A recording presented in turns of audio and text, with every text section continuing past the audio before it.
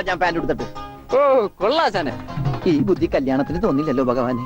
അന്ന് pant ഇട്ടിരുന്നെങ്കിൽ first night മുമ്പ് suspense പൊളിയില്ലായിരുന്നു. ഓ first നൈറ്റിന് എന്ത് പറ്റി? അത് ഞാനൊരു ഇരട്ട വരയിട്ട ബുക്കിൽ എഴുതി തരാം. സൗകര്യം പോലെ ഇരുന്ന് വായിച്ചോ. തുന്നടാ സസ്പെൻസ് അറിയാൻ നടക്കും.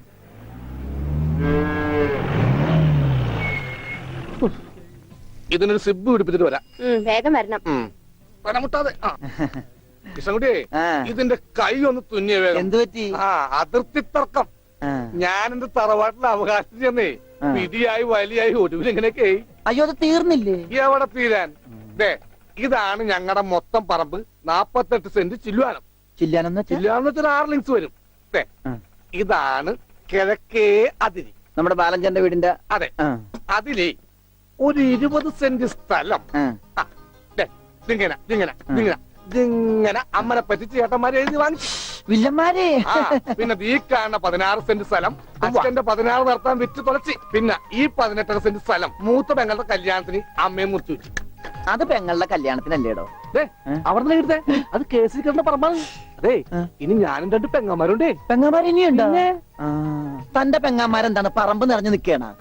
അവർക്കുള്ള വീതം പെങ്ങന്മാർക്കുള്ളത് അതവിടെ ഇരിക്കട്ടെ. പിന്നെ എനിക്കുള്ളതാണ് 8 സെന്റ്. അപ്പൊ ഒരു 6 ലിങ്സ് കാണും. 6 ലിങ്സ് വഴിക്ക് പോയില്ലേ? ഓ വഴി വഴി വഴി അത് മാറ്റി.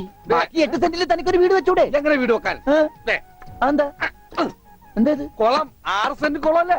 അയ്യോ കുളമാണെങ്കിൽ പിന്നെ അവിടെ എങ്ങനെയാ വീട് വെക്കുന്നത്? കുളത്തിൽ എങ്ങനെ വീട് വെക്കുന്നത് ഞാൻ ചോദിച്ചതിനെ ചേട്ടന്മാരുടെ തല്ലി ആവശ്യത്തേക്ക്. 5 സെന്റ് ഇത് വഴി ഇത് ചില്ലുവാനും അതൊക്കെ വീട്. എന്റെ അളിയൻ വന്നെന്ന് കേട്ട് അതാ ഞാൻ ധൃതി പിടിച്ചിട്ട് പോകുന്നത്. നീ കണ്ട കൃഷ്ണൻകുട്ടി? എങ്ങനെ വില ഗതിയും പിടിച്ചാണ് വന്നേക്കണത്? പിന്നെ വലിയ നിലയിലല്ലേ? എന്താ ബിസിനസ്? എക്സ്പോർട്ടിങ്. മുണ്ടില്ലേ മുണ്ട്, അതിന്റെ എക്സ്പോർട്ടിങ്. കല്യാണ ചെറുക്കം മുതൽ പ്രായമായ അപ്പന്മാർക്ക് വരെ മുണ്ട് എക്സ്പോർട്ട് ചെയ്യും. ദൈവമേ, എക്സ്പോർട്ടിംഗ് ആണ്. അപ്പ ഇമ്പോർട്ടിംഗും കാണും. വേഗം ചെല്ലി, ഇല്ലെങ്കിൽ ഇമ്പോർട്ടിംഗ് നടക്കും. മുണ്ട അപ്പൊ ശരി എന്നാൽ വനജേ വണ്ടി വിട്ടേ.